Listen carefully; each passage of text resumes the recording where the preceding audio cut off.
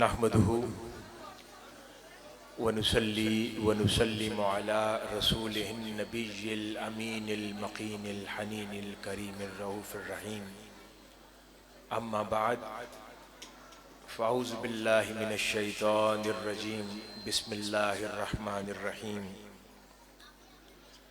اهدنا الصراط المستقيم صراط الذين أنعمت عليهم غیر المغضوب علیہم ولا الضالین۔ صدق اللہ مولانا العظیم۔ تمام شرکاء، خواتین و حضرات، جو حضور شیخ الاسلام پروفیسر ڈاکٹر محمد طاہر القادری مدظ اللہ العلی کی محبت میں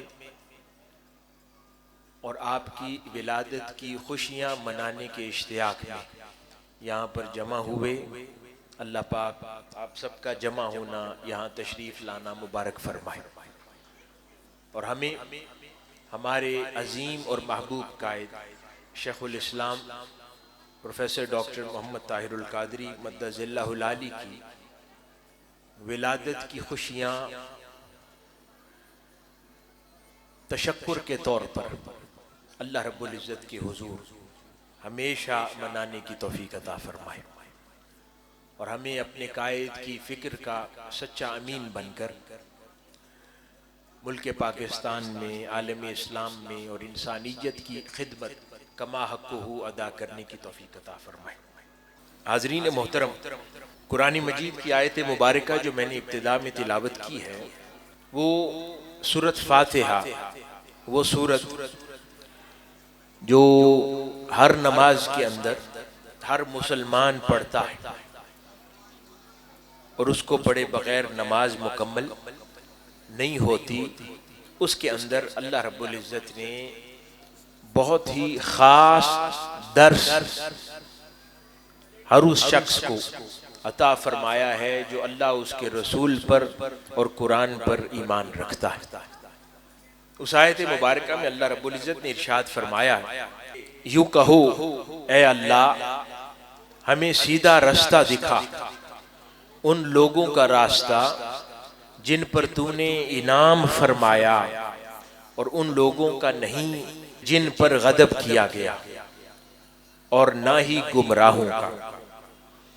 تو انسان کو اللہ رب العزت نے قرآن مجید کے آغاز میں ہی بہت ہی واضح الفاظ کے اندر اس کا نصب العین سمجھا دیا، کن لوگوں کو اس نے زندگی میں رول ماڈل بنانا ہے اور کن لوگوں کو رول ماڈل نہیں بنانا۔ بہت ہی واضح الفاظ میں اللہ رب العزت نے انسانیت کو اور بالخصوص اہلیان اسلام کو ارشاد فرمایا۔ اب اس پہلے حصے میں تو یوں ارشاد فرمایا کہ ان کا رستہ عطا فرما جو تیرے انعام یافتہ ہے، اور ان کا رستہ عطا نہ فرمانا جن پر تو نے غضب کیا، جو گمراہ کر دیے گئے۔ ایک اور مقام پر، دوسرے مقام پر اللہ رب العزت اپنے اسی کلام کی وضاحت خود ارشاد فرماتا ہے کہ وہ انعام یافتہ بندے کون ہیں جن پر اللہ پاک نے انعام فرمایا۔ سورۃ النساء میں اللہ پاک یوں گویا ہوا ارشاد فرماتا ہے، ان پر اللہ نے خاص انعام فرمایا ہے جو کہ انبیاء ہیں، صدیقین ہیں، شہداء ہیں اور صالحین ہیں، اور یہ بہت ہی اچھے ساتھی۔ پہلے ارشاد فرمایا کہ ان کا رستہ مجھ سے مانگو جن پر میں نے انعام کیا ہے، پھر دوسرے مقام پر وضاحت فرمائی کہ وہ کون لوگ ہیں۔ انسان سوال کرتا ہے نا کہ مولا وہ کون لوگ ہیں جن پر تو نے انعام کیا ہے؟ اللہ پاک فرماتا ہے میں نے اپنے انبیاء پر انعام کیا ہے، میں نے پھر صرف اپنے انبیاء پر انعام نہیں کیا، میں نے پھر صدیقین جو کہ انبیاء کے امتی ہوتے ہیں ان پر انعام کیا ہے، پھر میں نے صرف صدیقین پر انعام نہیں کیا، میں نے شہداء پر انعام کیا ہے۔ یہ ولایت کے مختلف مرتبوں کا ذکر ہو رہا ہے، یہ شہید بھی مرتبہ ولایت ہے۔ پھر فرمایا کہ میں نے صرف ان شہداء پر ہی انعام نہیں کیا، میں نے صالحین اہل اللہ پر بھی انعام کیا ہے۔ اور آگے پھر اللہ پاک نے کتنی پیاری بات ارشاد فرمائی. اللہ پاک فرماتا ہے یہ جو نبی ہیں، یہ جو صدیقین ہیں، یہ جو شہداء ہیں، یہ جو صالحین ہیں، یہ کتنی پیاری کمپنی، ان لوگوں کی سنگت کتنی پیاری ہے. اگر کسی کے یہ لوگ ساتھی بن جائیں تو کتنی پیاری صحبت والے. تو بہت پیار سے اللہ پاک نے ان انعام یافتہ بندوں کی نشانی بھی بیان فرما دی کہ کون ہے، اور پھر ساتھ فرما دیا کہ دنیا میں دوستیاں تلاش کرتے ہو، دنیا میں کمپنیز تلاش کرتے ہو، دنیا میں سنگتیں بناتے ہو، اگر سنگت بنانی ہے، دوستی کرنی ہے، کسی کی رفاقت اختیار کرنی ہے تو ان میں سے کسی کی رفاقت اختیار کیا کرو. کن میں سے؟ جو انبیاء ہیں، جو صدیقین ہیں، جو شہداء ہیں، جو صالحین ہیں. انہی کے لیے کہا کہ یہ بہت اچھے ساتھی ہیں. یہ لوگ اگر کسی کے ساتھی بن جائیں تو بہت اچھے ساتھی ہیں. حاضرین گرامی، انبیاء کرام کے آمد کا سلسلہ تو ختم ہو گیا، اب ان کی تعلیمات ہمارے درمیان موجود ہیں. اب اگر اس کی اللہ رب العزت کی دکھائی ہوئی وہ اچھی سنگت، اچھا ساتھی تلاش کرنا ہو، اب انبیاء علیہ السلام کی وہ ظاہری صحبت اور سنگت تو یوں میسر نہیں ہے، تو پھر وہ اچھے ساتھی صدیقین میں ڈھونڈنے ہوں گے، وہ اچھے ساتھی شہداء میں ڈھونڈنے ہوں گے، وہ اچھے ساتھی اپنے اپنے دور کے صالحین اولیاء میں ڈھونڈنے ہوں گے. اور مبارکباد ہے تحریک منہاج القرآن کے رفقاء کو کہ ان کو اللہ پاک نے اس دور میں وہ اچھی سنگت شیخ الاسلام کی صورت میں عطا فرما دی ہے، جس کی طرف اشارہ قرآن مجید میں اللہ پاک فرما رہا ہے کہ کتنے اچھے ساتھی ہیں. اللہ پاک نے وہ اچھے ساتھی ہمیں اس ہمارے زمانے میں عطا ہمیں فرما دی. انہی کی ولادت کی خوشی اور در حقیقت وہ اچھی سنگت مل جانے کی خوشی منانے کے لیے ہم سب یہاں جمع ہوئے کہ اللہ پاک نے وہ اچھی سنگت ہمیں دے دی. حاضرین گرامی، اس کے ساتھ اسی کے سورت کے دوسرے حصے میں وضاحت فرمائی اور ان کی راہ پر نہ چلنا جن پر اللہ پاک نے غضب کیا، ان کی راہ پر نہ چلنا جنہیں گمراہ کر دیا. ہم اس حصے کو بہت لائٹ لیتے ہیں، اس حصے کو نہیں صحیح سمجھتے. ہم سمجھتے ہیں کہ شاید ان میں وہ لوگ ہیں کہ جن کا تعلق اسلام سے نہیں ہے، وہ گمراہ کردہ لوگ ہیں، یا جن پر اللہ پاک نے غضب کیا. نہیں، اگر انعام یافتہ لوگوں کا ذکر کیا کہ انعام یافتہ میں انبیاء بھی ہیں اور پھر باقی ساری کیٹیگریز حضور کی امت کی ہیں، خطاب بھی انہی سے فرما رہا ہے. یہ سورت پڑھنے کے لیے بھی مسلمین کو فرماتا ہے، اور انعام یافتہ بندوں کی کیٹیگریز بھی مسلمانوں میں سے ہی بیان فرما رہا ہے کہ انعام یافتہ میں کہیں صدیق ہیں، کہیں شہداء ہیں، کہیں صالحین ہیں. تو پھر گمراہ لوگ کیوں اسلام سے باہر ڈھونڈتے ہو؟ تو پھر یہ سمجھنا ضروری ہے کہ اللہ پاک ان سے جن سے بچنے کے لیے کہہ رہا ہے وہ بھی ہمارے اندر ہی ہے، کہ جنہیں گمراہ کر دیا گیا، جن پر اللہ پاک کا غضب نازل ہو گیا، وہ بھی ہمیں میں ہے. جن سے بچنے کی اللہ پاک تاکید فرما رہا ہے اس سورت کے اندر کہ ان لوگوں کے رستے پر میرے مولا ہمیں چلانا جن پر تو اپنی کرم نوازی فرماتا جاتا ہے، اور ان کی راہ سے ہمیں دور رکھنا جو گمراہ کر دیے گئے، جن کو دین کی صحیح فہم و فراست نصیب نہ ہوئی، جو کنفیوز کر دیے گئے، جو شکوک و شبہات میں ڈال دیے گئے، جو پریشان کر دیے گئے. اب وہ نہ کسی کو فائدہ پہنچا سکتے ہیں، نہ اپنے آپ کو فائدہ پہنچا سکتے ہیں. تو پھر راہ راست پر چلنے والا، اللہ کے بندوں کی سنگت اختیار کرنے والا، اہل محبت پھر ہر لمحہ خدا سے یہ مانگتا رہتا ہے میرے مولا تو نے اگر انعام یافتہ قائد کی سنگت دی ہے پھر اسی پر ہمیں کاربند رکھنا، اس کے ساتھ گمراہ نہ ہونے دینا جس کو تو نے قائد سے گمراہ کر دیا ہو۔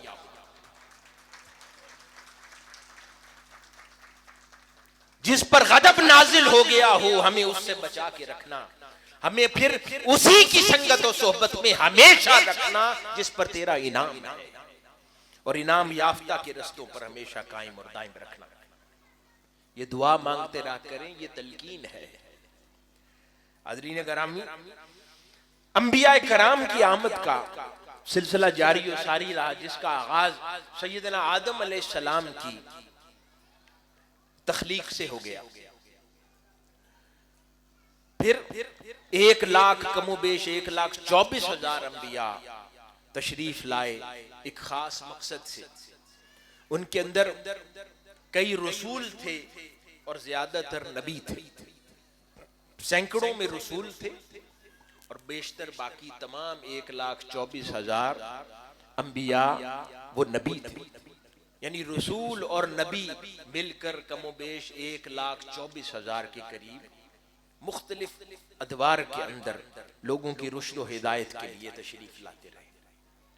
ایک بات غور طلب یہ ہے، اور ہم عموماً جانتے ہیں اس بات کو، ہمارے جو نوجوان بیٹے اور بیٹیاں یہاں پر بیٹھے ہیں ان کے لیے، کہ رسول وہ ہیں جن کو اللہ رب العزت نے جب بھیجا تو شریعت بھی تھی، اور نبی وہ ہیں کہ پھر ان کو شریعت نئی نہیں دی جاتی تھی، ان سے پچھلے رسول کی شریعت کو ہی لے کر آگے وہ بڑھتے رہتے تھے اور دعوت کا کام کرتے رہتے تھے تا وقت کے نیا رسول نئی شریعت لے کر آ جاتا۔ اس وجہ سے رسولوں کا عدد کم ہوا جو شریعت کے ساتھ آئے، اور انبیاء کا عدد زیادہ ہوا جو ان شریعت والے رسولوں کے پیغام کو عام کرتے رہتے تھے۔ اب یہ جتنے بھی رسول اور انبیاء کرام تشریف لائے، ان کی آمد کے مطالعہ کریں اگر قرآن مجید میں تو ہر جگہ آپ کو 2 مقصد نظر آتے ہیں۔ کوئی فقط ایک مقصد کے لیے نبی اور رسول نظر نہیں آتا کہ وہ ایک مقصد کے لیے آیا، وہ ہمیشہ 2 مقاصد کے لیے آئے۔ ایک مقصد دین کی دعوت و تبلیغ اور اس کی اشاعت، اللہ اور اس کے رسول کا پیغام، اور دوسرا مقصد لوگوں کی دنیاوی اصلاح اور لوگوں کی دنیا بھی سنوارنے کے لیے اور لوگوں کا دین بھی سنوارنے کے لیے، یعنی دونوں پہلوؤں پر بیک وقت کام کرنے کے لیے یہ انبیاء اور رسول اعظام تشریف لاتے تھے۔ سیدنا آدم علیہ السلام کیونکہ پہلے نبی ہیں اللہ کے، تو آپ کی آمد بھی یوں ہوئی کہ آپ کی آمد سے اللہ پاک نے ایک تو نسل انسانی کا آغاز فرما دیا، دوسرا اللہ پاک نے وہ معاشرہ ان کے وجود سے تشکیل دیا جس معاشرے کو ہزاروں سال آگے چلنا تھا، اس کا آغاز اور بنیاد، یعنی سیدنا آدم علیہ السلام نے پہلا معاشرتی نظام بھی عطا فرمایا اور اللہ رب العزت کی ذات بابرکات کا شعور بھی انسان کو عطا فرمایا، یعنی آپ کے وجود سے یہ دونوں آغاز ہو گئے۔ اور پھر ذرا یاد کیجئے کہ قرآن مجید کا وہ مقام جس میں اللہ پاک نے سیدنا آدم علیہ السلام کو اور سیدہ حوا علیہ السلام کو ارشاد فرمایا کہ زمین پر اتر جاؤ، سورۃ البقرہ میں ارشاد ہوا، اور بالآخر ہم نے حکم دیا کہ تم نیچے اتر جاؤ۔ اور پھر آگے ذرا غور کیجئے، اللہ پاک فرما رہا ہے کہ پھر تم ایک دوسرے کے دشمن رہو گے، اب تمہارے لیے زمین میں ہی معینہ مدت تک کے لیے جائے قرار ہے اور نفع اٹھانا مقدر کر دیا گیا ہے۔ یعنی اللہ پاک نے انسانیت کی آغاز سے پہلے ہی ارشاد فرما دیا کہ تم لوگوں کو اب زمین میں اتار رہا ہوں، اب یہاں سے آگے تم ایک دوسرے کے دشمن ہو جاؤ گے، کبھی طاقت کے لیے لڑو گے، کبھی مال کے لیے لڑو گے، کبھی ایک دوسرے پر برتری کے لیے لڑو گے، کبھی خاندانوں اور ذات کے لیے لڑو گے، کبھی مذہبی بنیادوں پر لڑو گے، کبھی فرقہ وارانہ بنیادوں پر لڑو گے، کبھی سیاسی بنیادوں پر لڑو گے، غرض تم لڑتے رہو گے۔ تا وقت کہ اللہ پاک واپس تمہیں بلا دے۔ اور پھر دوسرے مقام پر اللہ پاک نے فرمایا اور ہم نے فرمایا تم سب جنت سے اتر جاؤ، اگر تمہارے پاس میری طرف سے کوئی ہدایت پہنچے تو جو بھی میری ہدایت کی پیروی کرے گا نہ ان پر کوئی خوف طاری ہوگا اور نہ ہی وہ غمگین ہوں گے۔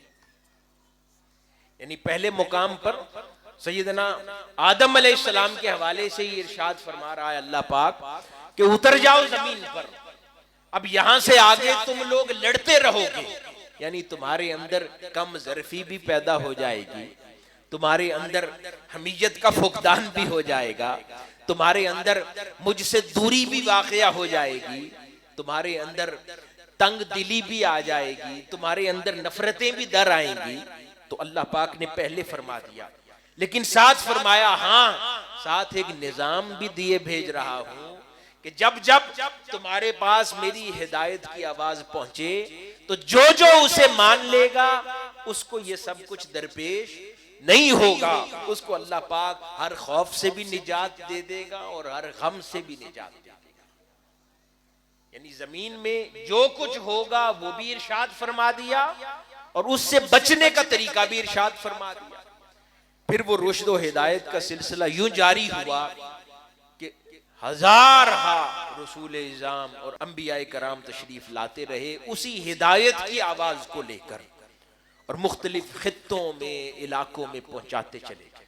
عموماً مختلف تاریخ کی جو ڈیٹس کا اگر مطالعہ کرتے ہیں تو ہم اس نتیجے پر پہنچتے ہیں کہ یہ جو 1,24,000 انبیاء آئے ہیں کم و بیش ان کی آمد کے درمیان 100 سال کا فرق ہوا کرتا تھا، یعنی 100 سال کے فرق سے دوسرا نبی کسی اور خطے کے اندر یا اسی خطے میں تشریف لاتے تھے۔ اب کیونکہ ان انبیاء کرام کی عمریں زیادہ تھیں تو 8-8 900 سال عمریں تھی تو وہ پھر زمانہ شیئر کر لیتے تھے، تو یوں محسوس ہوتا تھا کہ شاید ایک ہی دور میں ہیں، جبکہ اگر ان کی آمد اور بعثت کا زمانہ نوٹ کیا جائے تو 100 سال کا فرق ہوا کرتا تھا، لیکن عمریں کیونکہ لمبی تھیں تو پھر سینکڑوں سال ایک دوسرے کے ساتھ شیئر کیا کرتے تھے۔ تو یہ ایک تاریخی پس منظر ہے جو میں نے عرض کیا کہ جو ذہن نشین کرنے کی ضرورت ہے۔ یہ دعوت کا سلسلہ سیدنا نوح علیہ السلام تشریف لائے، آپ نے بھی مذہبی پہلو پر دعوت کا فریضہ سر انجام دیا، لوگوں میں دعوت دی، اور پھر لوگوں علاقائی طور پر لوگوں کے سیاسی معاشی معاشرتی محاذوں پر بھی بات کی ان کے لیے بھی، لیکن لوگ تبدیل نہ ہوئے، آپ نے بددعا فرمائی اور وہاں پر وہ پھر ہم نے واقعہ سن رکھا ہے طوفان نوح کا کہ ہر چیز ختم ہو گئی، یہاں تک کہ اللہ پاک نے پھر دوبارہ سر نو اس کائنات انسانی کو آباد فرمایا۔ تو یہ دو طرح کے ماحول اور مزاج چلتے رہے، وہ رشد و ہدایت کا کام ہوتا رہا، کہیں پر وہ لوگ ان میں سے میجورٹی اس رشد و ہدایت کو پا کر سنور جاتے تو اللہ پاک ان کی دنیا بھی اچھی کر دیتا اور آخرت بھی اچھی کرتا، کچھ لوگ اس طرح میجورٹی کے اندر اصلاح نہ کر پاتے تو نتیجتاً اللہ پاک پھر صرف ان کی آخرت سنوارتا جو لوگ اس ہدایت کے پیغام کو تسلیم کر لیتے اور دنیا ان کی جوں کی توں رہتی، اور وہ اللہ کا بندہ وہ اللہ کا نبی وہاں سے دعا کر کے چل پڑتا، وہاں سے چھوڑ کر بستی آگے چلا جاتا اور بستی اپنی تاریکیوں میں گم ہو کر تباہی کے دہانے پر چلی جاتی۔ یہ سلسلہ جاری رہا۔ پھر کہیں ہم آگے دیکھتے ہیں کہ سیدنا ابراہیم علیہ السلام تشریف لاتے ہیں، آپ نے بھی دونوں محاذوں پر یوں ہی مذہبی بنیاد محاذوں پر بھی آپ نے تعلیم فرمائی، وہی ہدایت کی آواز جس کو سننے کے لیے اللہ پاک نے فرمایا کہ سن لوگے تو نہ کوئی خوف رہے گا نہ غم رہے گا۔ اب جب وہ دین کی ہدایت ہے تو اس میں خوف اور غم آخرت کا ہے کہ اگر ان کی اس ہدایت کی آواز جو دینی ہے اسے مان لو گے تو آخرت میں کوئی خوف اور غم نہ ہوگا، اور اگر ان کی دنیا کی تعلیم کو بھی مان لو گے اور ان کی دنیا کے امور میں ہدایت کو بھی تسلیم کر لو گے تو پھر دنیا میں بھی نہ کوئی خوف رہے گا نہ غم رہے گا۔ اللہ پاک نے دونوں محاذوں پر واضح فرما دیا کہ ان کی ہدایت ماننے سے خوف اور غم چلا جاتا ہے۔ اب ان کی فقط دینی ہدایت مانو گے تو آخرت کا خوف اور غم جائے گا، دنیا میں تکلیف جوں کی تو رہے گی۔ آخرت کا غم چلا جانا دنیا کی کمفرٹ کنفرم نہیں کرتا، کیونکہ ان کا پیغام تو دونوں حوالوں سے آتا رہا ہے انبیاء کا۔ وہ آخرت سنوارنے کی بات بھی کرتے تھے، دنیا سنوارنے کی بات بھی کرتے تھے، وہ ظالم کو روکنے کی بات بھی کرتے تھے، مظلوم کا سہارا بننے کی بات بھی کرتے تھے، وہ توحید کی بات بھی کرتے تھے، وہ رسالت کی بات بھی کرتے تھے۔ تو وہ دونوں محاذوں کی بات کرتے تھے۔ کوئی اگر ان کی دینی بات مان لے اور ان کی دنیا میں ان کے ویژن کو تسلیم نہ کرے تو اللہ آخرت سنوار دیتا تھا، کیونکہ انہوں نے دینی بات مان لی اور اپنی دینی اصلاح کر لی، لیکن دنیا میں تکلیفوں سے نجات نہیں دیتا تھا، وہ غلامی کا طوق پڑا رہتا تھا۔ ہاں، جو کاملاً ویژن کو تسلیم کر لیتے تھے اور کہتے تھے کہ ہاں ہم نے ان کو دینی رہنما بھی مانا، ہم نے ان کو اپنا دنیاوی سیاسی رہنما بھی مانا، تو پھر ان کی دنیا بھی سنورتی تھی اور آخرت بھی سنورتی۔ تو یہ انبیاء کرام یوں تشریف لاتے۔ تو حاضرین گرامی، سیدنا ابراہیم علیہ السلام آئے، آپ نے مذہبی دعوت کا فریضہ بھی سر انجام دیا اور وہاں نمرود کو جا کر للکارا بھی، اس کی طاقت کے نشے میں جو بیٹھا تھا اس کو للکارا بھی، اس کو جھنجھوڑا بھی، مصائب و آلام کا سامنا بھی کیا، لوگوں میں ہدایت کی آواز کو بلند بھی کیا۔ تو وہ سارے امور آپ نے دونوں محاذوں پر انجام دیے۔ پھر کہیں سیدنا موسیٰ علیہ السلام کو دیکھتے ہیں، دینی فریضہ بھی سر انجام دے رہے ہیں، بنی اسرائیل کو بچڑے کی پرستش سے بھی روکتے ہیں اور فرعون کو جا کر کلمہ حق اس کے سامنے بلند کر کے اس کی طاقت کو بھی للکارتے ہیں۔ یعنی دینی فریضہ بھی سر انجام دیتے ہیں اور دنیا میں بھی کمزوروں کا سہارا بنتے ہیں۔ بنی اسرائیل کو فرعون کے شکنجوں سے نکال کر آزادی کی سمت لے کر بھی جاتے ہیں، یعنی دونوں محاذوں پر۔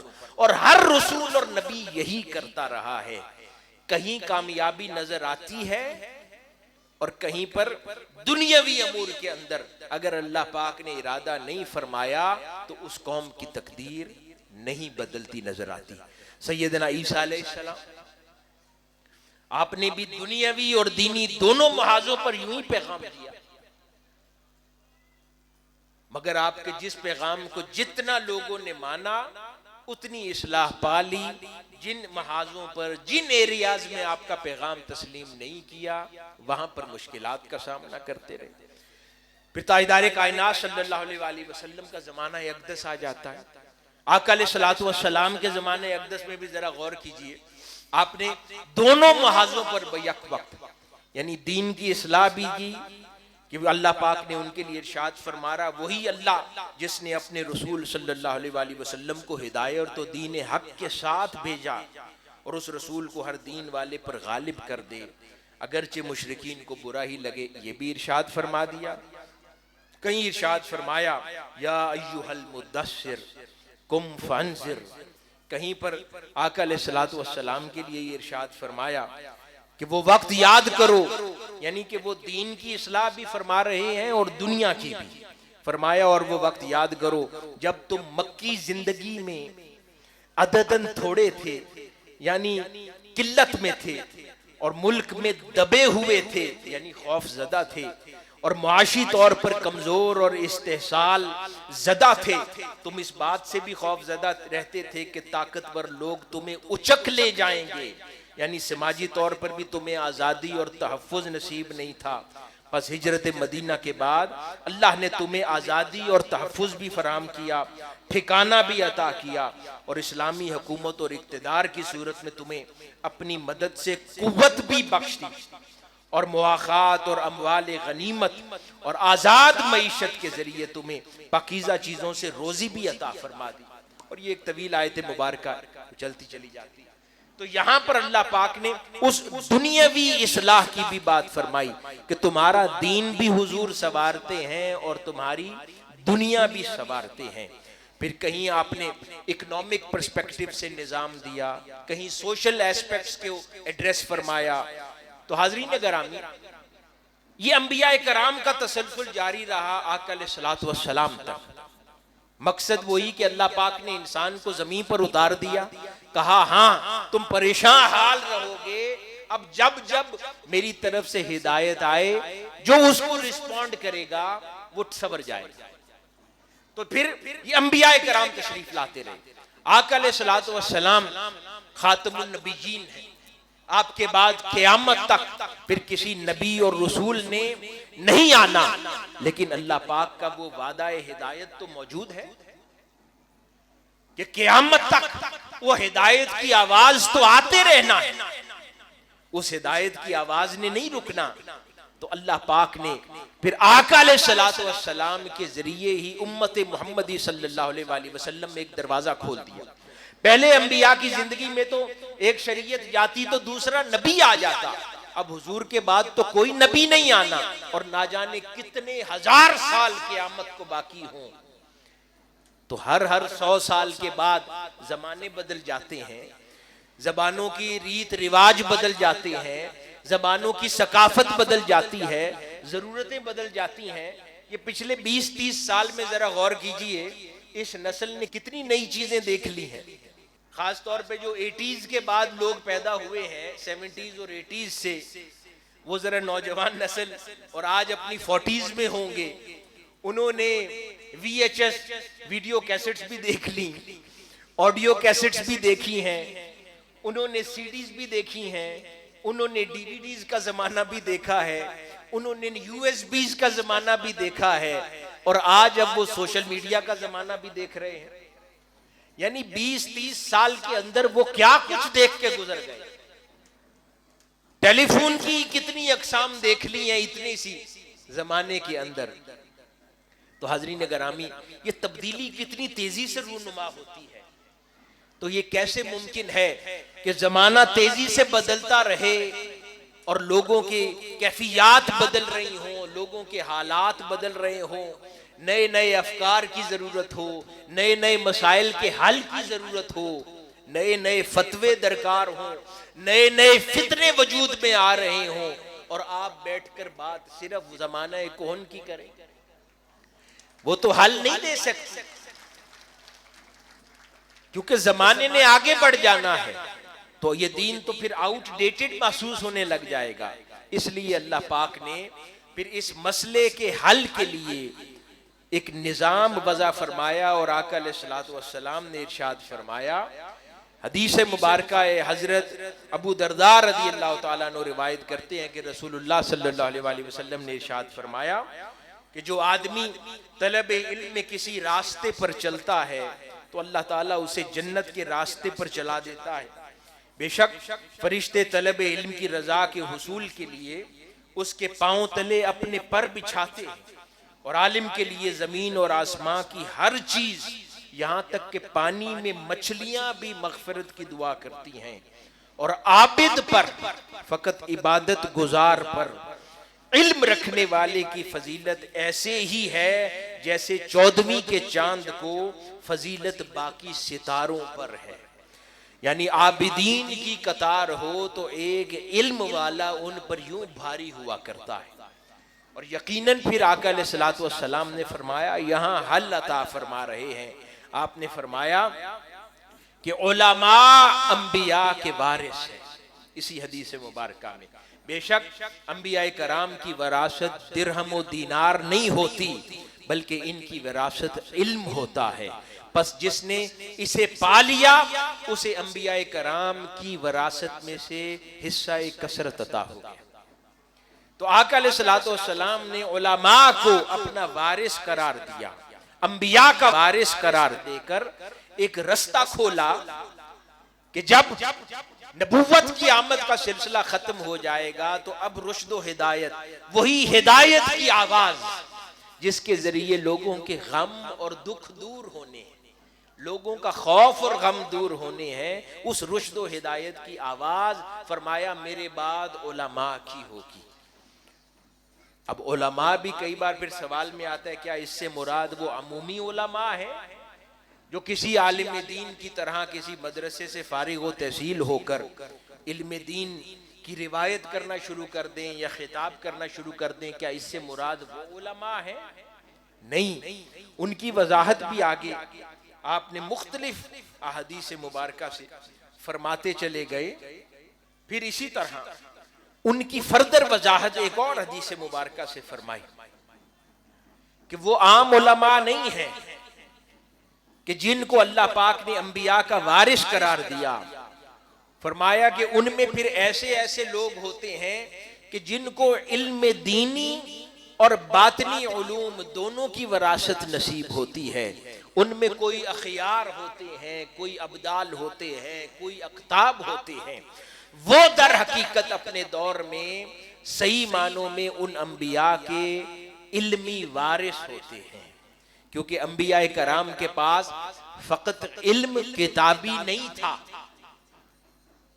الانبیاء اس علم کے وارث ہوتے تھے جو براہ راست اللہ کے حضور سے نصیب ہوتا تھا، ان کے قلب اثر پر نازل ہوتا تھا، یعنی علم الکتاب کے بھی وارث ہوتے تھے اور اس علم کے بھی وارث ہوتے تھے جو قلب پہ نازل ہوتا تھا۔ تو جب انبیاء کے علم کا کسی کو وارث قرار دیا جا رہا ہے تو وہ فقط عالم کتابی کیسے ہو سکتا ہے؟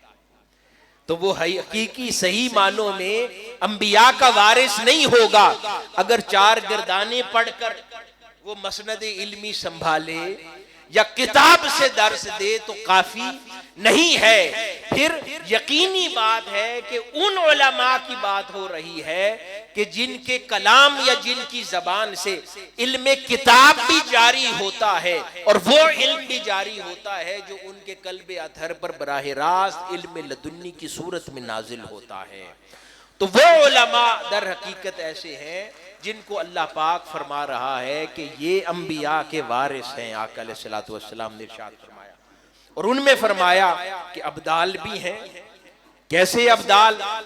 سیدنا علی المرتضیٰ رضی اللہ تعالی عنہ سے روایت ہے، آپ نے فرمایا کہ آقا علیہ الصلوۃ والسلام نے فرمایا کہ میری امت میں ہمیشہ 40 آدمی ایسے ہوں گے جن کے دل قلب ابراہیمی کی طرح ہوں گے، اور ان کے ذریعے اللہ تعالی اہل زمین سے عذاب کو ہٹاتا ہے، انہیں ابدال کہتے ہیں۔ فرمایا کہ وہ اللہ رب العزت کے وہ خاص بندے انبیاء کے علمی وارث، ان میں کئی ابدال ہیں، ایسے لوگ ہیں کہ جن کے وجود کی برکات سے اللہ پاک اہل زمین کو رزق بھی دیتا ہے، ان کی پریشانیاں بھی ٹالتا ہے، ان کی تکالیف کو دور بھی کرتا ہے۔ اور اس طرح کی بے شمار احادیث ہیں، روایات ہیں جن کے اندر ان اشخاص اور شخصیات کا ذکر کیا گیا۔ پھر یہاں بات ختم نہیں ہوئی، پھر خصوصیت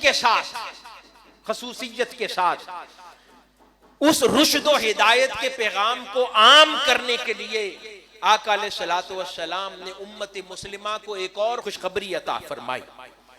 وہ خوشخبری سیدنا ابی ہریرہ رضی اللہ تعالی عنہ کے ذریعے اور کئی اور صحابہ کرام کے ذریعے امت کو میسر آئی۔ وہ سیدنا ابی ہریرہ رضی اللہ تعالیٰ عنہ ارشاد فرماتے ہیں کہ آقا علیہ الصلوۃ والسلام نے فرمایا کہ اللہ تعالیٰ اس امت کے لیے ہر صدی کے آخر میں کسی ایسے شخص کو پیدا فرمائے گا جو اس امت کے لیے اس کے دین کی تجدید کرے گا۔ یعنی وہ رشد و ہدایت کا سلسلہ جو انبیاء لے کر آئے تھے، اور جب وہ دعوت دیتے تھے تو ان کی دعوت سے دنیا میں بھی خوف اور غم دور ہوتا تھا اور آخرت کا خوف اور غم بھی دور ہوتا تھا۔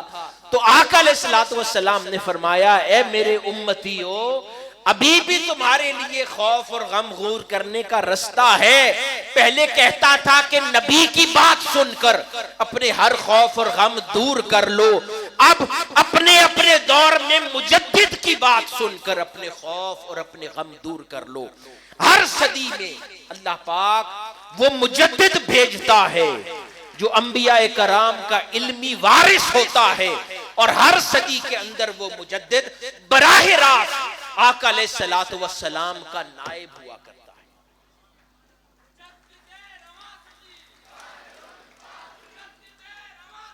ایک اور حدیث مبارکہ میں روایت ہوا کہ اللہ تعالیٰ ہر صدی کے اختتام پر لوگوں کی رشد و ہدایت کے لیے ایسے شخص کو بھیجتا ہے جو لوگوں کو سنت کی تعلیم دیتا ہے اور رسول اللہ صلی اللہ علیہ وآلہ وسلم کی طرف منسوب جھوٹی باتوں کو دور کرتا ہے۔ مجدد غلط باتیں جب اللہ کے دین کے ساتھ منسوب ہو جائیں، آقا علیہ الصلوۃ والسلام کی تعلیمات کے ساتھ منسوب ہو جائیں، تو جو اٹھ کر ان غلط باتوں کو دور کر دے اسے مجدد کہتے ہیں۔ اب حاضرین محترم ذرا کہیے، آج سے 20 سال پہلے پر ذرا نظر دوڑائیں کہ وہ زمانہ جب ہر کوئی کھڑا ہو کر امت مسلمہ کی طرف انگلی اٹھاتا تھا، آقا علیہ الصلوۃ والسلام کی طرف انگلی اٹھا کر کہتا تھا کہ اسلام دہشت گردی کا دین ہے، اسلام انتہا پسندی کا دین ہے، اور انتہا پسندانہ باتیں آقا علیہ الصلوۃ والسلام سے منسوب کی جا رہی تھی، انتہا پسندانہ باتیں آقا علیہ الصلوۃ والسلام کے عطا کردہ دین سے منسوب کی جا رہی تھی۔ تو ذرا ذکر کیجئے کہ پھر کون سی ہستی اس دور میں کھڑی ہوئی اور ببانگ دہل انہوں نے کھڑے ہو کر آقا علیہ الصلوۃ والسلام سے منسوب ہونے والی نامناسب باتوں کو اسلام سے جدا کر کے دکھایا۔ کہا کہ جو کچھ یہ دہشت گرد کہتے ہیں وہ سب کچھ ہو سکتا ہے، آقا علیہ الصلوۃ والسلام کی تعلیمات نہیں ہو سکتی، اور جو آقا علیہ الصلوۃ والسلام فرماتے رہے اس کو جدا کر کے دکھایا۔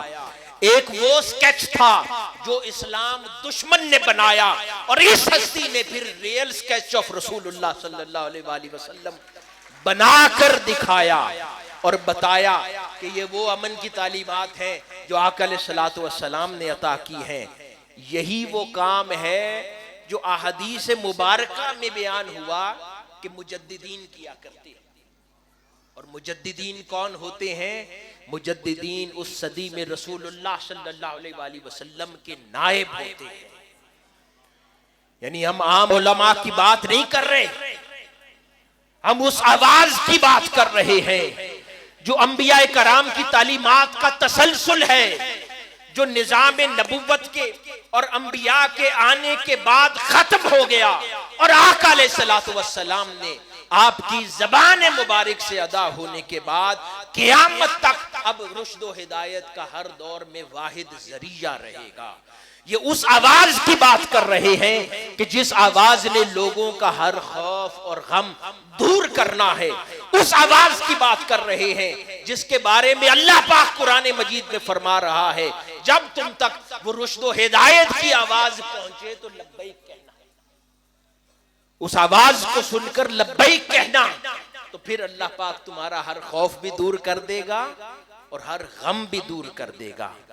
یہ نہیں فرمایا جس شے سے تمہیں خوف ہوتا ہے اس شے کو ختم کر دے گا، یہ نہیں فرمایا، فرمایا ہے تمہارا خوف دور کر دے گا۔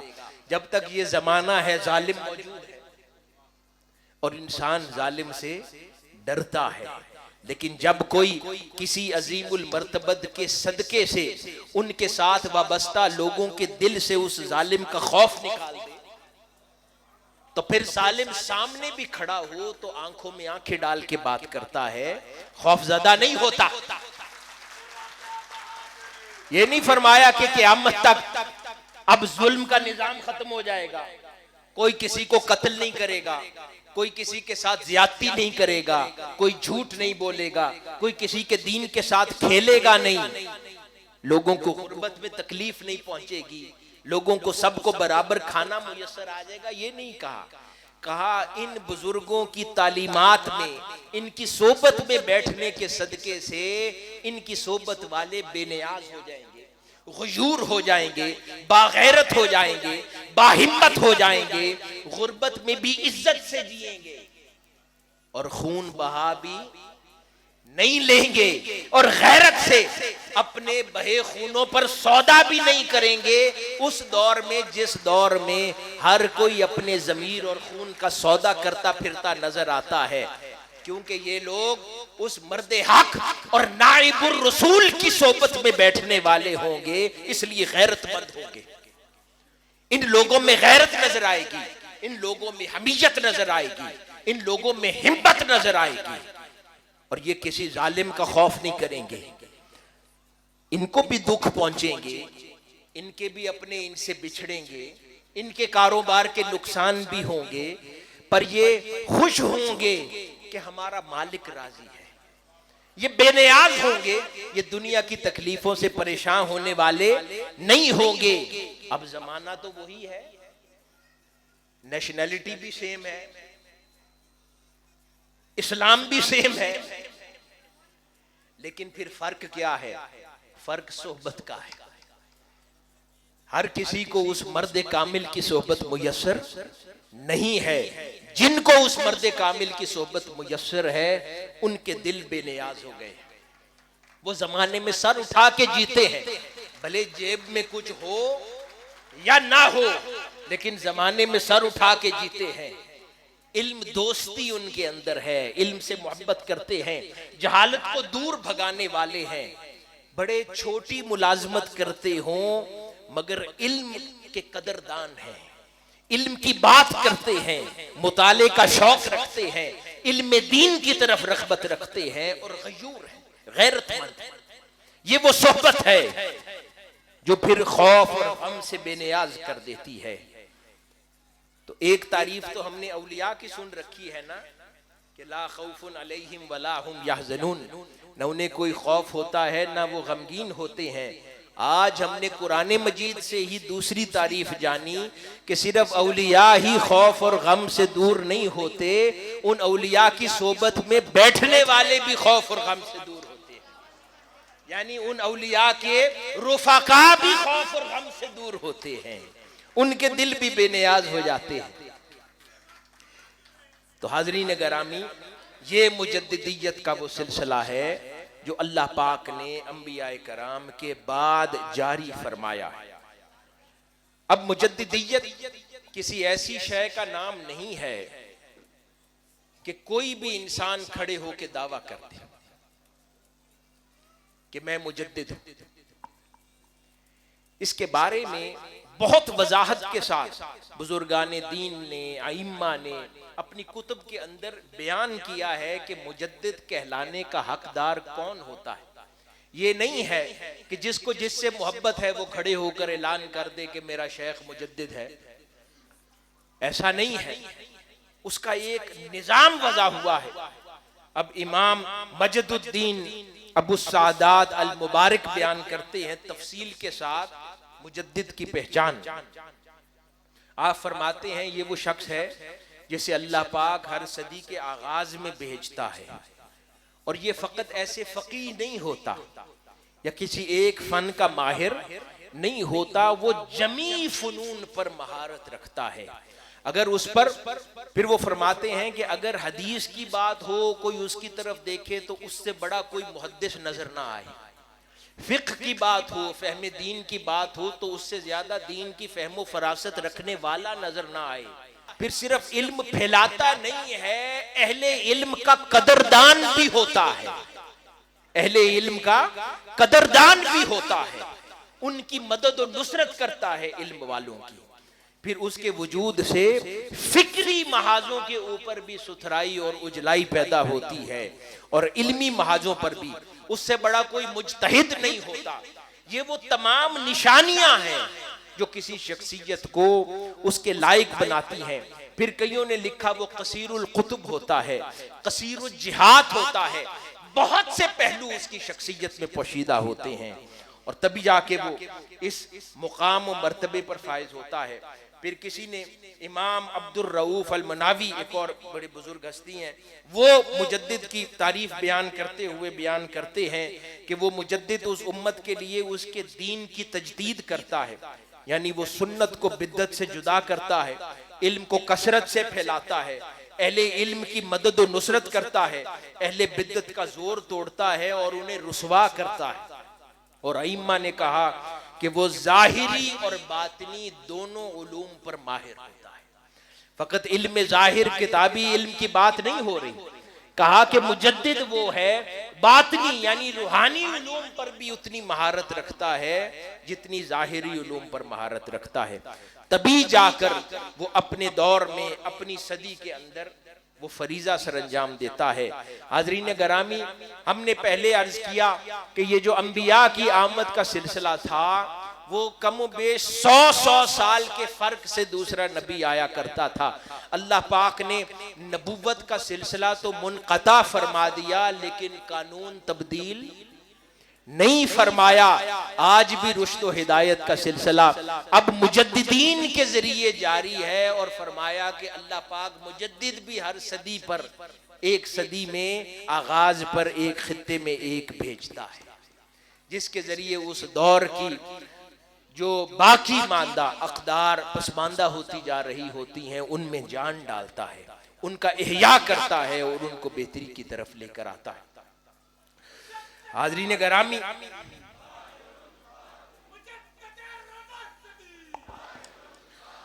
حاضرین گرامی، اللہ پاک نے ہمیں اس صدی میں اس صدی کی مجدد شخصیت شیخ الاسلام پروفیسر ڈاکٹر محمد طاہر القادری مدظ اللہ العالی کے ساتھ وابستہ فرما دیا.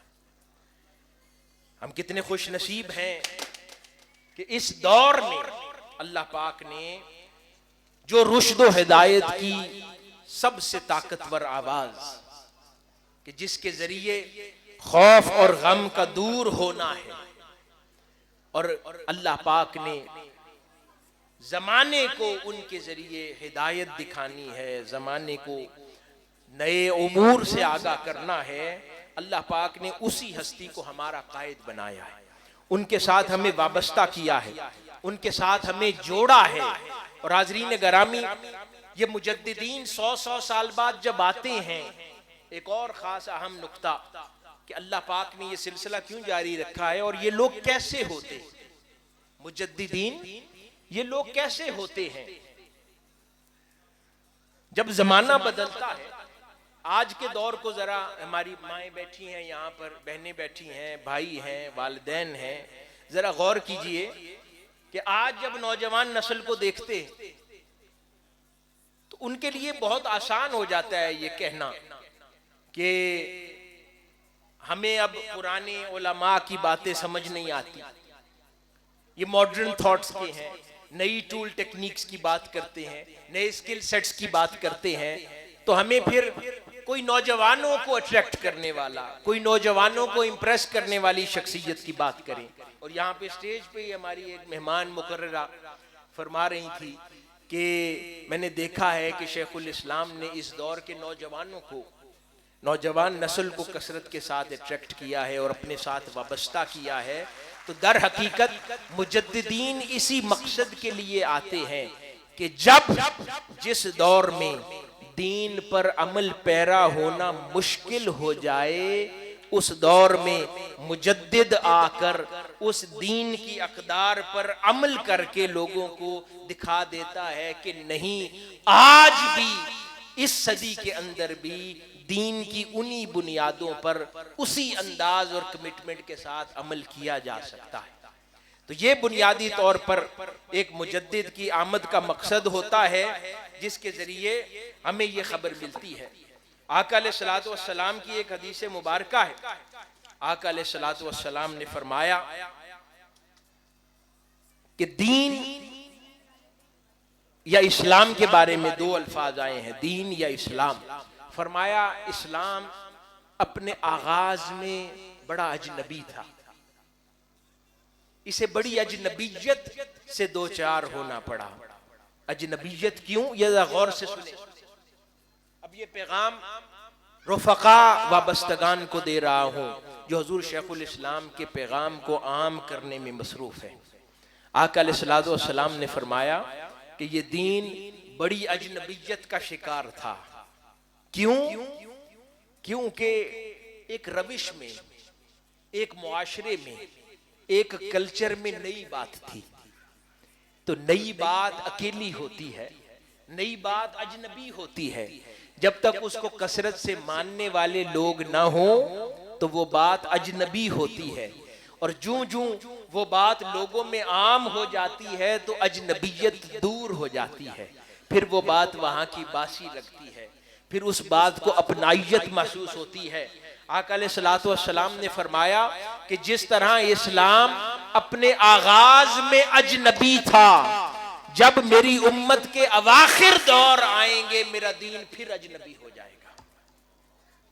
اب ذرا غور کریں، دین کی باتیں، حضور کی محبت کی باتیں، وہ اعلیٰ اقدار کی باتیں، وہ سچائی کی باتیں، وہ کرپشن فری معاشرے کی باتیں، وہ حق کی باتیں، وہ سمجھوتا نہ کرنے کی باتیں، وہ سر نہ جھکانے کی باتیں، وہ غیرت سے مر جانا لیکن ڈٹے رہنے کی باتیں، ظلم کو تسلیم نہ کرنے کی باتیں اس زمانے میں اجنبی نہیں ہو گئی؟ جب ہمارے قائد یہ باتیں کرتے ہیں اور ہمارے قائد کے رفقا جب معاشرے میں کھڑے ہو کے کہتے ہیں کہ کرپشن نہیں کرنی، تو یہ باتیں اجنبی لگتی ہیں یا نہیں لگتی؟ اس دور میں، جس دور میں کرپشن کے بغیر کام نہیں ہوتا، رشوت کے بغیر کام نہیں ہوتا، آج اس دور میں کوئی رشوت دیے یا لیے بغیر جینا چاہے تو بات اجنبی لگتی ہے نا؟ اس دور میں جہاں پر دین کا مذاق اڑایا جانے لگے، اور جس دور کے اندر دیندار لوگوں کا مذاق اڑایا جانے لگے، اور جس دور میں کوئی حضور کی محبت میں آنسو بہائے اور حضور کا ذکر سن کر وجد طاری ہو جائے، تو اس دور والا نہیں لگتا، وہ عجیب لگتا ہے لوگوں کو. تو حاضرین گرامی، یہ وہ اجنبیت ہے. اس دور میں ہماری بہنیں، ذرا غور کیجئے کہ وہ دور جس میں خواتین کا کل مطمع نظر بننا سنورنا ہو،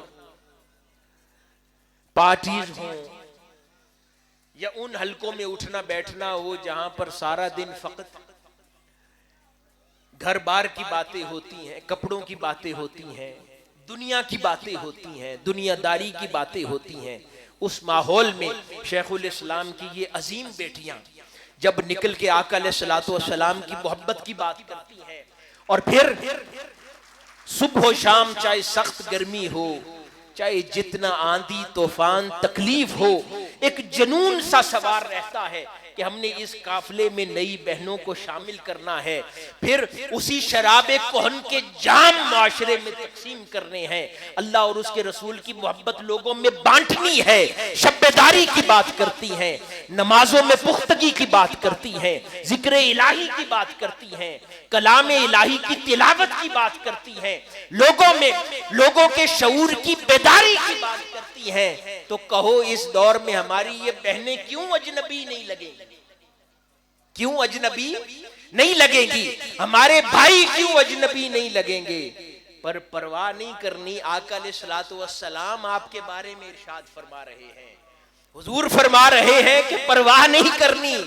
جس طرح میں اور میرے صحابہ اس دور میں اجنبی لگتے تھے، جو جو اس دور کے اندر خیر کا دائی بنے گا، اللہ اور اس کے رسول کے پیغام کو لے کر عام ہوگا، تم لوگ میرے اور میرے صحابہ کی سنت پر عمل کرنے والے ہوگے.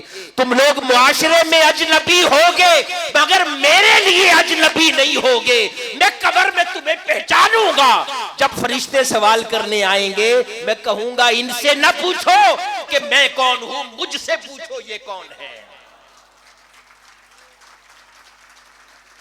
تو منہاج القرآن والو اس بات پر فخر کیا کرو، دنیا والوں کے لیے اجنبی ہو مگر تاجدار کائنات صلی اللہ علیہ وسلم کے لیے اجنبی نہیں ہو. حضور خوب پہچانتے ہیں کہ میرے دین کا کون کام کرتا ہے، میرے دین کے لیے دیوانہ وار مجنوؤں کی طرح کون گھومتا پھرتا ہے.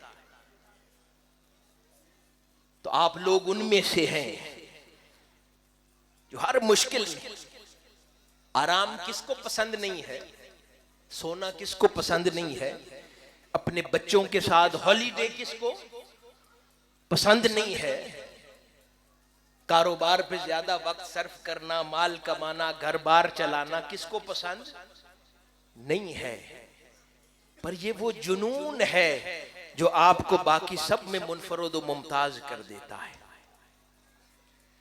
یہ وہ جنون ہے جو آپ کو ہمارے قائد سے ملا ہے، اس جنون کے امین بن گئے ہیں آپ، اس جنون کو لے کر آگے چل رہے ہیں، اس جنون کو عام کرنے والے ہیں۔ یہ مجددین ہر دور میں کیا کرتے ہیں۔ اس صدی میں اللہ پاک نے وہی آباد، میں نے عرض کیا کہ قرآن مجید میں جو اللہ پاک نے ارشاد فرمایا کہ جو ان کی بات مان لے گا وہ خوف اور غم سے آزاد ہو جائے گا، اور میں نے عرض کیا کہ خوف اور غم سے آزادی، کیونکہ یہ دونوں محاذوں پر تعلیم دیتے ہیں یہ لوگ، یعنی یہ دنیا کی تعلیم بھی دیتے ہیں اور یہ دین کی تعلیم بھی دیتے ہیں۔ جو ان کے دین کے پیغام کو تسلیم کر لے تو ان کی آخرت پہ خوف اور غم سے نجات ہو جاتی ہے، اور جو ان کی دنیا کی اصلاح کا ویژن بھی تسلیم کر لے تو پھر دنیا کے خوف اور غم سے بھی نجات نصیب ہو جاتی ہے۔ اب انبیاء کا سلسلہ ختم ہو گیا، اسی دعوت کو مجددین سے اللہ پاک نے جاری رکھا ہے۔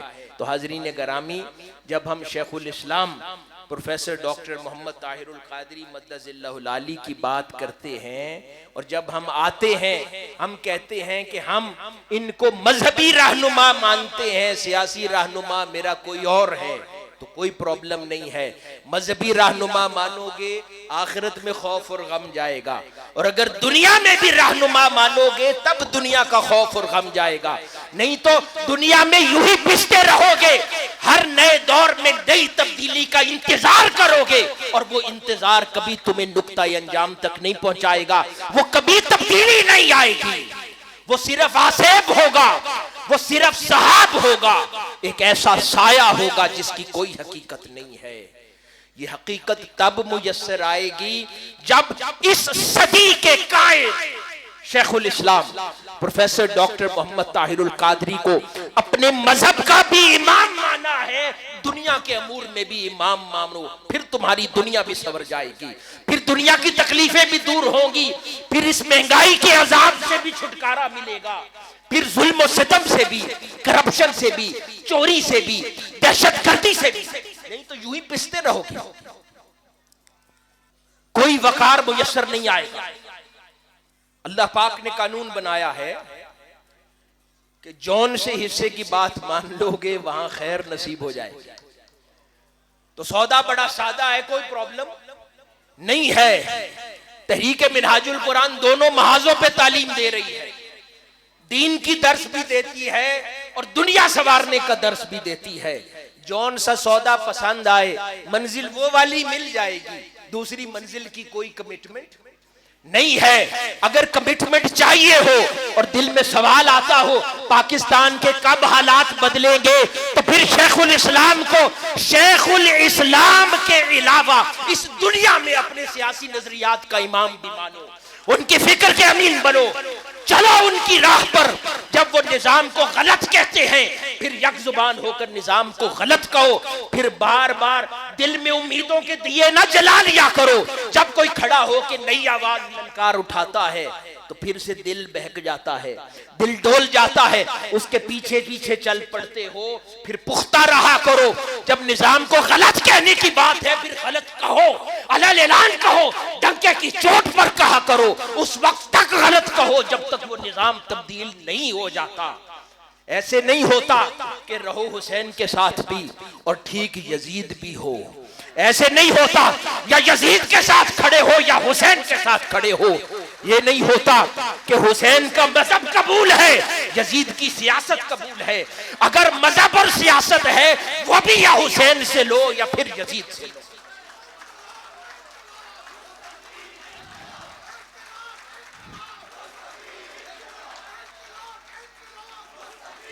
1400 سال کے اندر،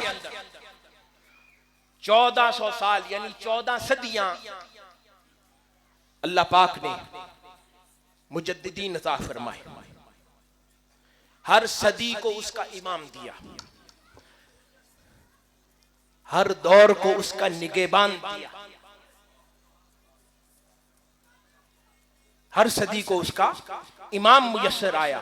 میں چند نام گنتا ہوں.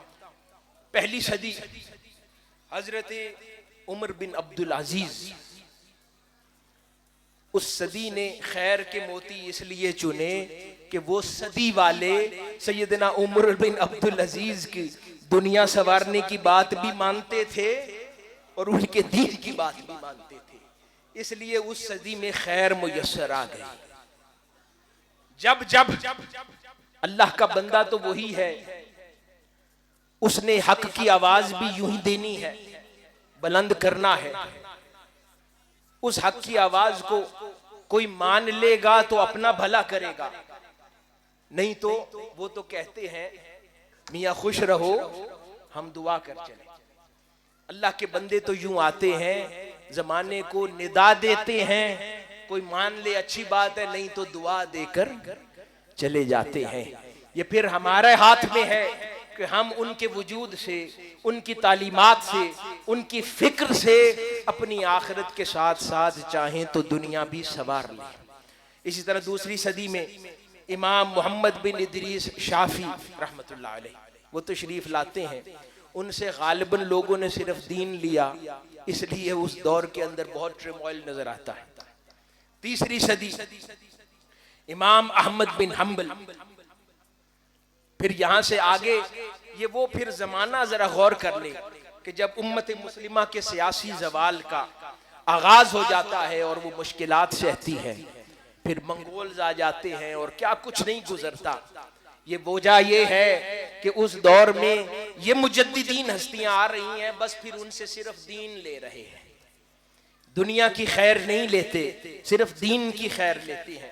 پھر چوتھی صدی میں پھر امام ابو منصور ماتوریدی تشریف لاتے ہیں. پھر اس کے بعد امام غزالی پانچویں صدی میں تشریف لاتے ہیں. پھر چھٹی صدی میں حضور سیدنا شیخ عبد القادر جیلانی رضی اللہ تعالیٰ عنہ حضور غوث الاعظم تشریف لاتے ہیں. ساتویں صدی میں شیخ شہاب الدین سہروردی تشریف لاتے ہیں, انہیں لوگ مجدد مانتے ہیں. آٹھویں صدی میں حضرت حافظ شمس الدین ذہبی رحمت اللہ علیہ تشریف لاتے ہیں. نویں صدی میں حافظ ابن حجر اسقلانی رحمت اللہ علیہ کو مجدد کہا جاتا ہے. دسویں صدی میں امام جلال الدین سیوطی کو مجدد کہا جاتا ہے. پھر 11ویں صدی کے اندر حضرت شیخ مجدد الفسانی سرہندی رحمت اللہ علیہ کو مجدد کہا جاتا ہے. یہاں پر پھر دنیا اور دین جمع ہوتا ہے. وہ انقلابی سٹرگل بھی کرتے ہیں اور وقت کے بادشاہ کو گھٹنے ٹیکنے پر مجبور بھی کرتے ہیں, اور ساتھ لوگوں سے وہ جو دین اکبری کے نام سے جو فتنہ اور جو شرارت در آئی تھی اسلام کے اندر, اس کا بھی خاتمہ کرتے ہیں. پھر اس کے بعد 12ویں صدی میں حضرت شاہ ولی اللہ محدث دہلوی رحمت اللہ علیہ کا نام آتا ہے. پھر 13ویں صدی کے اندر علامہ بدر الدین شوکانی کا نام بھی آتا ہے. پھر 14ویں صدی کے اندر 2-3 نام پھر اس زمانے کے اندر ایز مجدد مختلف علماء کے افکار اور ان کی فکر میں سامنے آتے ہیں, جس میں ایک بالخصوص حضرت امام احمد رضا خان بریلوی رحمت اللہ علیہ کا نام منظر پر آتا ہے. عرب کے اندر امام یوسف بن اسماعیل نبھانی کا نام آتا ہے, اور علامہ اقبال کی رائے میں امام شیخ جمال الدین افغانی کا نام بھی بطور مجدد سامنے آتا ہے. اب تینوں کے کام کا مزاج جدا جدا ہے. اعلیٰ حضرت نے سنت پر, آقا علیہ الصلوۃ والسلام کی محبت اور عقیدے پر کام کیا. امام نبھانی نے بھی عقیدے پر اور دیگر اور ایریاز میں کام کیا, اور امام شیخ جمال الدین افغانی نے سیاسی فکری محاذ پر کام کیا. تو پھر لوگوں کی اپنی خواہش 15ویں صدی کے اندر پھر ارد گرد دیکھتے ہیں پاکستان میں, عرب و عجم میں جتنے بھی اہل علم ہیں, یہ بات اب اس لیے نہیں کہ منہاج القرآن کے قائد ہیں, نہیں, جتنی بھی نظر دوڑاتے ہیں پھر شیخ الاسلام جیسا کوئی دوسرا نظر نہیں آتا. اور پھر یہ سارے محاذ, چاہے سیاسی نظریاتی فکر کی بات ہو, آقا علیہ الصلوۃ والسلام کی سنت کے احیاء کی بات ہو, حدیث کے اندر کام کی بات ہو, پھر وہ گزشتہ روایات اسلامی کو زندہ کرنے کی بات ہو, حمیت کی بات ہو, غیرت کی بات ہو, شعور کی بیداری کی بات ہو, تصنیف و تالیف کی بات ہو، خطابت کی بات ہو، علم و تعلیم کی بات ہو، تعلیمی ادارہ جات کی بات ہو، فلاح عامہ کی بات ہو، جس محاذ پر دیکھتے ہیں شیخ الاسلام سے زیادہ کہیں کام نظر نہیں آتا۔ اور اس صدی میں پھر لوگوں نے شیخ الاسلام کی شخصیت کو دیکھا، بڑی بڑی صاحب نظر شخصیات کی زبان سے پھر نکلا کہ اس 15ویں صدی کی مجدد ہستی شیخ الاسلام پروفیسر ڈاکٹر محمد طاہر القادری ہیں۔ مجدد رواں صدی، مجدد رواں صدی، مجدد رواں صدی۔ حاضرین گرامی، مجدد ہونا کسی کا یہ عام بات نہیں ہے۔ اولیاء اللہ آتے ہیں، ابدالوں کا ہم نے ذکر کیا کہ وہ اولیاء ہوتے ہیں۔ حدیث مبارکہ میں ہے جب ان میں سے کسی کے ایک کا انتقال ہو جاتا ہے تو اللہ پاک اس کی جگہ نیچے سے کسی اور کو پروموٹ کر کے ولی بنا دیتا ہے۔ دیگر اولیاء کبھی یہی کرتا ہے، یہاں تک کہ غوث اور قطب بھی کوئی ہو، ایک کا انتقال ہو جاتا ہے تو نیچے سے دوسروں کو پروموٹ کر کے بنا دیتا ہے۔ مگر مجدد ایسی ذات کا نام ہے کہ 100 سال میں دوسرا وہاں اس خطے میں نہیں آتا، 100 سال تک براہ راست اور بلا واسطہ، اور 100 سال کے بعد باقی بالواسطہ انداز کے ساتھ اس مجدد کا کام جاری و ساری رہتا ہے، اور اس کی فکر سے لوگ فیضیاب ہوتے رہتے ہیں۔ آخر میں ایک بات اور عرض کروں کہ یہ 100 سال کے مجددین کی بات تو سمجھ میں آتی ہے۔ حضرت مجدد الفسانی رحمت اللہ علیہ جلیل القدر ہستیوں میں سے ہیں۔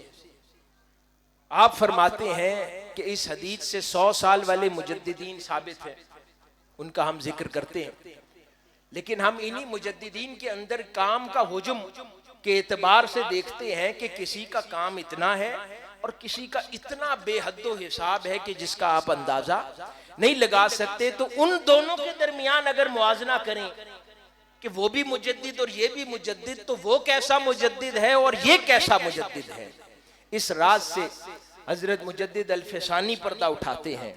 آپ فرماتے ہیں ہاں یہ تو خبر عام ہے کہ ایک مجدد 100 سال کے لیے آتا ہے، ایک خبر خاص ہے کہ ان مجددین میں کچھ مجدد 500 سال والے بھی ہوتے ہیں۔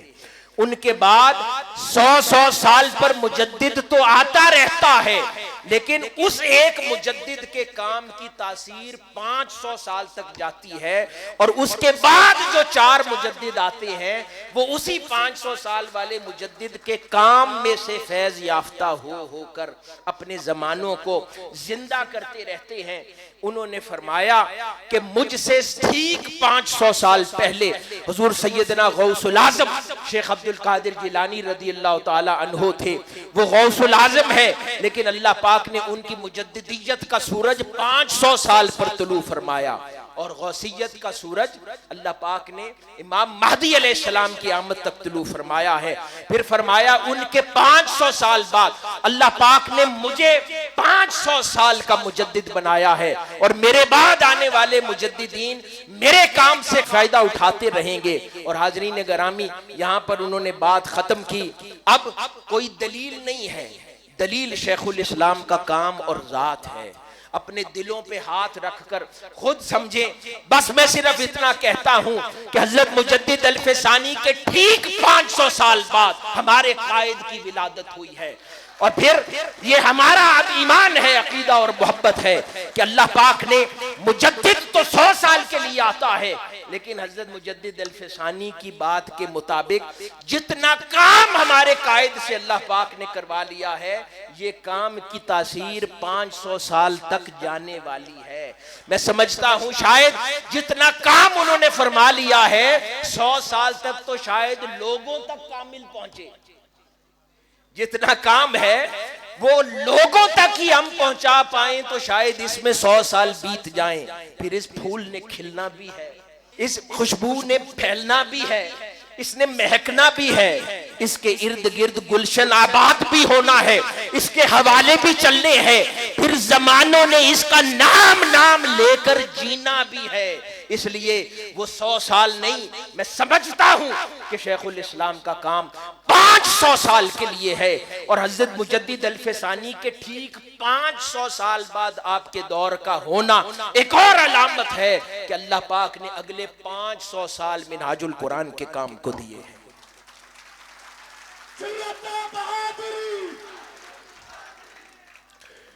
نتائج پہ بے صبری نہ کیا کریں، اس پہ پریشان حال نہ ہو جایا کریں کہ رزلٹ کیسے آئیں گے، کم یا زیادہ ہوں گے، باقیوں کا کیا حال ہے، ہم کہاں پر کھڑے ہیں۔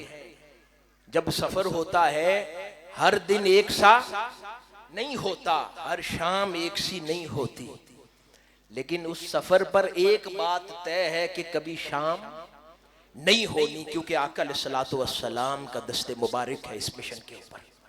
اس پر عقیدہ رکھا کریں۔ تحریک کی عمر ہی کیا ہوئی؟ 40 سال۔ 40 سال میں بے صبری کی ضرورت نہیں ہے۔ 40 سال میں جن تحریکوں نے 500 سال تک جانا ہو وہ 40 سال میں سٹارٹ لیتی ہے۔ اتنا تو وارم اپ ہوتا ہے، لمبی ریس ہونا وارم اپ بڑا ہوتا ہے، تو اتنا تو وارم اپ ہوتا ہے۔ ابھی تو کام بڑھ رہا ہے، ابھی کام پھیل رہا ہے، ابھی کام بڑھ رہا ہے، اس نے تاثیر تو ابھی عام کرنی ہے، ابھی تو میکدہ بنا ہے، اس کی تاثیر ابھی عام ہونا باقی ہے۔ اس لیے پریشان نہ ہوا کریں، صرف اپنا کام جاری رکھا کریں، اپنی دھن میں لگے رہا کریں، اپنے جنون میں لگے رہا کریں، اس فکر کو عام کرتے رہیں، اس قافلے میں لوگوں کو شریک کرتے رہیں، شیخ الاسلام کی دعوت کو عام کرتے رہیں۔ کب کیا نتیجہ نکلے گا اس کی پرواہ نہ کیا کریں۔ اس تحریک کو اس دنیا میں یہ ذمہ داری سونپنے والا رب، وہ اپنے نظام کو اپنے مطابق چلاتا ہے، ہمیں صرف خدمت انجام دینی ہے، بس بے فکری کے ساتھ خدمت انجام دیا کریں۔ اور باقی آخری بات، رول دو ہی ہوتے ہیں، یا امام یا مقتدی۔ رول، میرے ساتھ کہیں، رول دو ہی ہوتے ہیں، یا امام ہوتا ہے یا مقتدی ہوتا ہے۔ یہ نہیں ہوتا کہ نماز میں کوئی تیسرا ایسا شخص بھی ہے جو اپنی ذات میں امام بھی ہو اور بیک وقت مقتدی بھی ہو۔ ایسا ہوتا ہے؟ نہیں ہوتا۔